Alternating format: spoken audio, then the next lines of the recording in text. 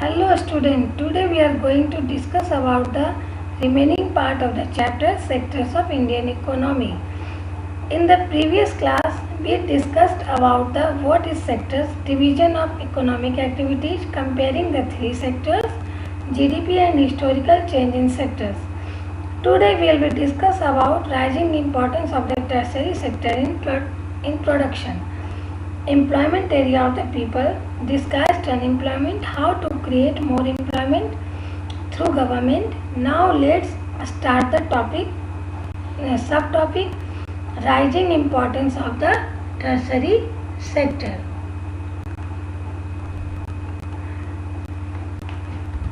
First question arises from it. What do you mean by tertiary sector? Which sector provide act to both the sectors like primary and secondary called tertiary sector? It is not related to production of goods. It is related to generation of service. For example, transport, communication, banking, etc. In the year 2013-14, the tertiary sector emerged as the largest producing sector in India, replacing the primary sector. The tertiary sector has become important in India because of the following reason. First, in any country, several services such as hospitals, educational institutions, post and telegraph service, police station, courts, village administrative offices, municipal corporation, defense, transport, banks, insurance companies, etc. are required.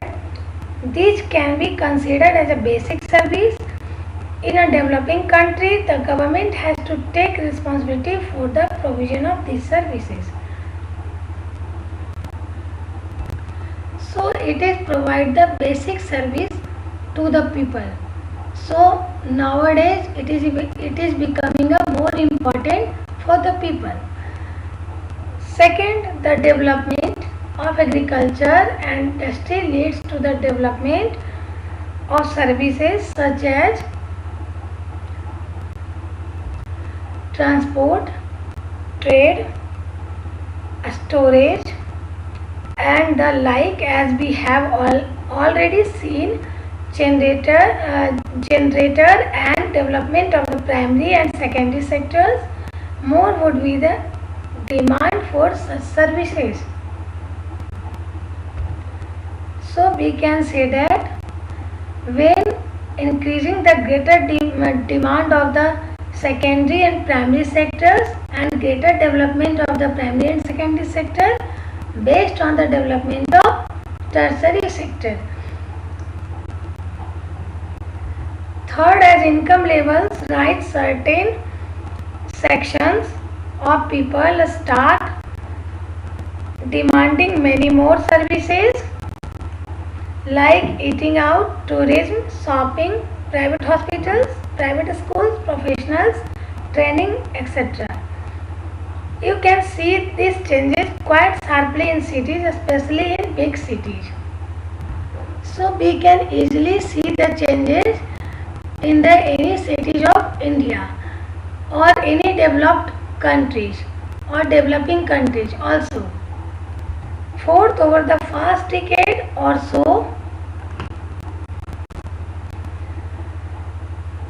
certain new services such as those based on information and communication technology have become more important and essential. The production of these services has been rising rapidly, like call centers, home outsourcing, business processing outsourcing, knowledge processing outsourcing, etc. Share of sectors in GDP shift to secondary and tertiary sector gradually, but in the share of employment generation not similar as GDP. The primary sector continues to be the largest employer even now. As a result, more than half of the workers in the country More than half of the workers in the country are working in the primary sector, mainly in agriculture. But in secondary sector, these sectors employ, secondary and tertiary sector both, these sectors employ less than half the people as compared to the primary sector. So highest employment generation continues in the primary sector now. But in the primary sector, it contributes only a quarter of the GDP. Primary sector only contributes only a quarter of the GDP. But secondary and tertiary sector, these sectors produce 3/4 of the produce. Employment generation less in the secondary and tertiary sector compared to primary sector, but the share of the GDP high as compared to primary sector. So we can say that workers in agriculture sector are underemployed. It means unnecessarily people involved in the agriculture area. If move a few people out from the area, production will not be affected. So we can say that this type of unemployment called the underemployment.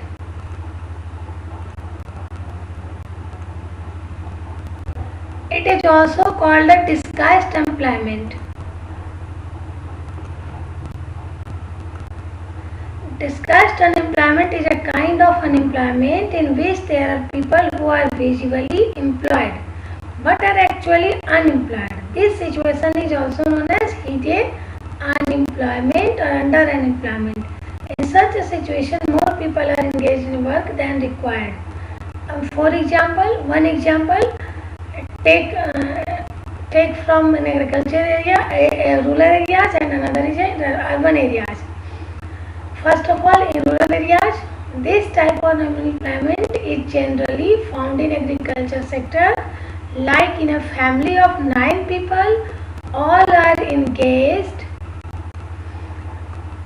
in the same agriculture plot, but if 4 people are withdrawn from it, there will be not reduction in output.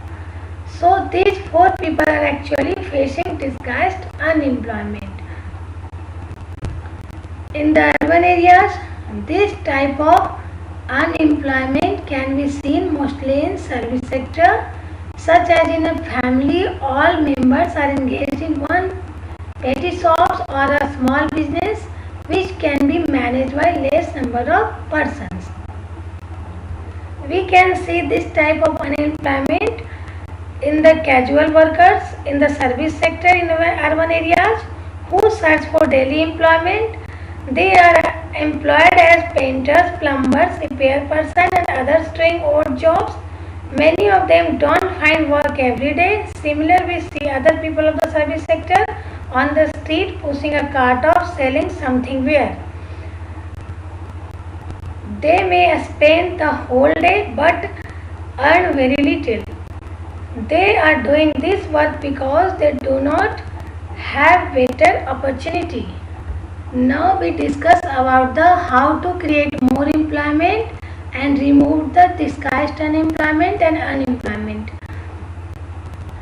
Government can generate more employment through the identifying, promoting and locating industries and services in semi-rural areas, increasing the income potentiality of the people in that areas, then promote the tourism, regional craft industries, new services like IT sectors.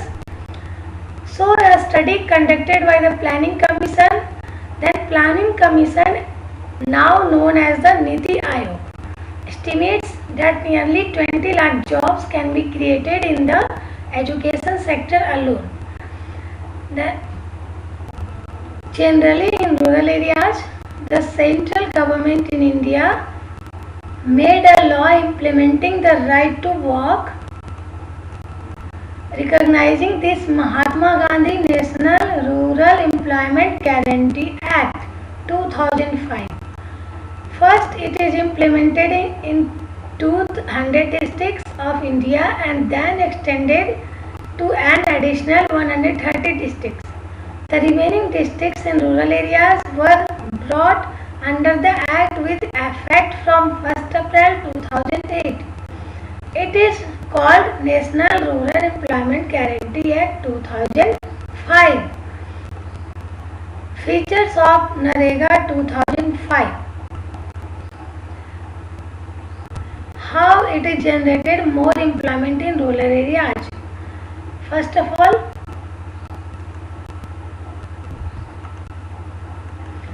under NREGA 2005, all those who are able to and are in need of work in rural areas are guaranteed 100 days of employment in a year by the government.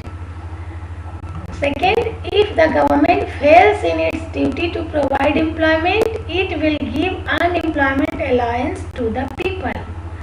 Third, the types of work that would in future help to increase the production from land will be given preference under the Act. That's all for today. I hope you all are understood this part of the chapter very well. We will discuss remaining part of the chapter in next video. Thank you.